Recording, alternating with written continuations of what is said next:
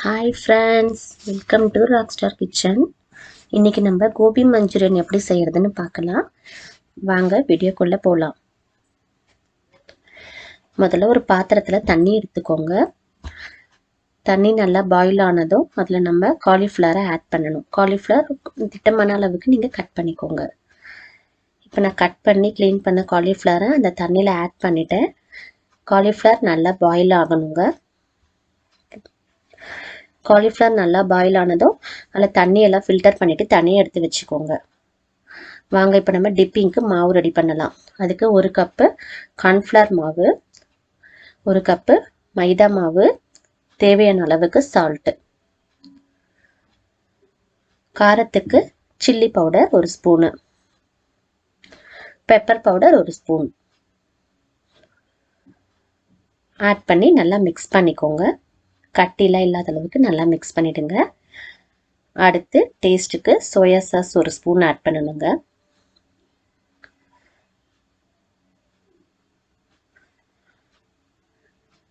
Add பண்ணிவிட்டு அதை நல்லா மிக்ஸ் பண்ணிவிடுங்க. மிக்ஸ் பண்ணிவிட்டு தேவையான அளவு தண்ணி ஆட் பண்ணிக்கோங்க. தண்ணி மாவு ரொம்ப தண்ணி ஆக்கக்கூடாது, ரொம்ப திக்காகவும் இருக்கக்கூடாது. நம்ம பஜ்ஜி மாவு பண்ணுவோம் பார்த்தீங்களா, அந்த பதத்துக்கு நீங்கள் ஆட் பண்ணிக்கோங்க. இதில் இஞ்சி பூண்டு ஆட் பண்ணிக்கோங்க, அப்போ தான் டேஸ்ட்டு நல்லாயிருக்கும். பாருங்கள், இந்த கன்சிஸ்டன்சி இருக்கணும் மாவு. இப்போ இந்த காலிஃப்ளவரில் பொரியறதுக்கு நம்ம ஒரு பாத்திரத்தில் ஆயில் ஆட் பண்ணிக்கலாங்க. ஆயில் சூடானதும் அதில் நம்ம காலிஃப்ளவர் அந்த மாவில் டிப் பண்ணி ஆட் பண்ணிடலாம். காலிஃப்ளவர் சின்ன சின்னதாக நறுக்கிக்கோங்க, அப்போ தான் நல்லாயிருக்கும்.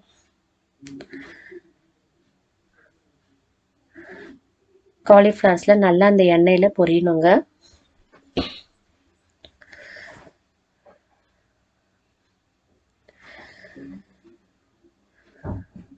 இதை அப்படியே சாப்பிட்டாலும் நல்லா டேஸ்ட்டாக தாங்க இருக்கும். பாருங்கள், இந்த அளவுக்கு மிக்ஸ் ஆகணும். இப்போ நம்ம அந்த காலிஃப்ளவர்ஸில் தனியாக ஒரு பாத்திரத்தில் எடுத்து வச்சிடுறேன். அடுத்து இன்னொரு பாத்திரம் எடுத்துக்கோங்க. அதில் தேவையான அளவுக்கு ஆயில் ஆட் பண்ணிவிடுங்க. ஆயில் சூடானதும் குட்டி குட்டியாக நறுக்கி வச்ச பூண்டு 1 ஸ்பூன், இஞ்சி 1 ஸ்பூன் ஆட் பண்ணிடணுங்க. பாருங்கள், இந்த அளவுக்கு நம்ம மைன்யூட்டாக கட் பண்ணணும். இஞ்சி, காரத்துக்கு பச்சை மிளகாய், ஒரே ஒரு மிளகாவை 2ஆக கட் பண்ணி நான் ஆட் பண்ணுறேங்க. நீங்கள் உங்களுக்கு காரம் அதிகமாக வேணும்னா இன்னொரு மிளகாவும் ஆட் பண்ணிக்கலாம். அடுத்து ஆனியன், 1 கப் ஆனியன் ஆட் பண்ணிக்கோங்க. இந்த மாதிரி கட் பண்ணிக்கோங்க, அப்போ தான் மஞ்சூரியனுக்கு நல்லாயிருக்கும். 1 கப் கேப்சிகம்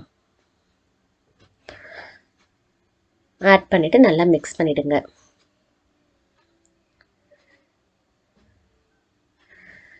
ரொம்ப ரோஸ்ட் ஆகக்கூடாதுங்க, இந்த அளவுக்கு ஆனாலே போதும். அடுத்து நம்ம 1 ஸ்பூன் சோயா சாஸ் ஆட் பண்ணுறோம். 1 spoon tomato sauce, pepper powder again,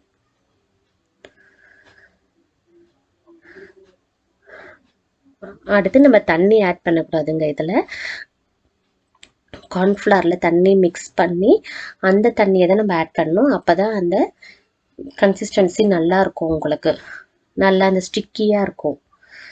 நல்லா லம்ப்ஸ் இல்லாமல் நல்லா மிக்ஸ் பண்ணிக்கோங்க. கட்டி எதுவும் இருக்கக்கூடாது. நல்லா மிக்ஸ் பண்ணிவிட்டு அந்த கார்ன்ஃப்ளவரும் தண்ணியும், இந்த இது வந்து நல்லா தண்ணியாக இருக்கலாம், இந்த அளவு தண்ணியாக இருந்தால் போதும்.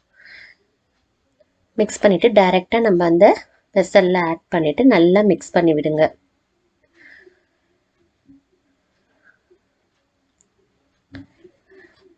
நல்லா மிக்ஸ் ஆனதும் உங்களுக்கு தேவை அப்படின்னா நீங்கள் இன்னும் கூட டொமேட்டோ சாஸ் ஆட் பண்ணிக்கலாங்க, நல்லாயிருக்கும்.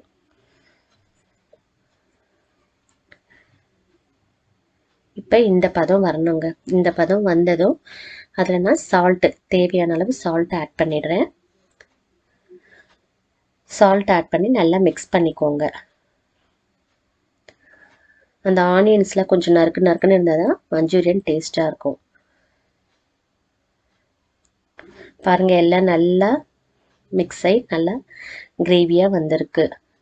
இப்போ இதில் நம்ம பொரிச்சு வச்ச காலிஃப்ளவர் ஆட் பண்ணுறேன். காலிஃப்ளவர் ஆட் பண்ணி நல்லா மிக்ஸ் பண்ணிடுங்க.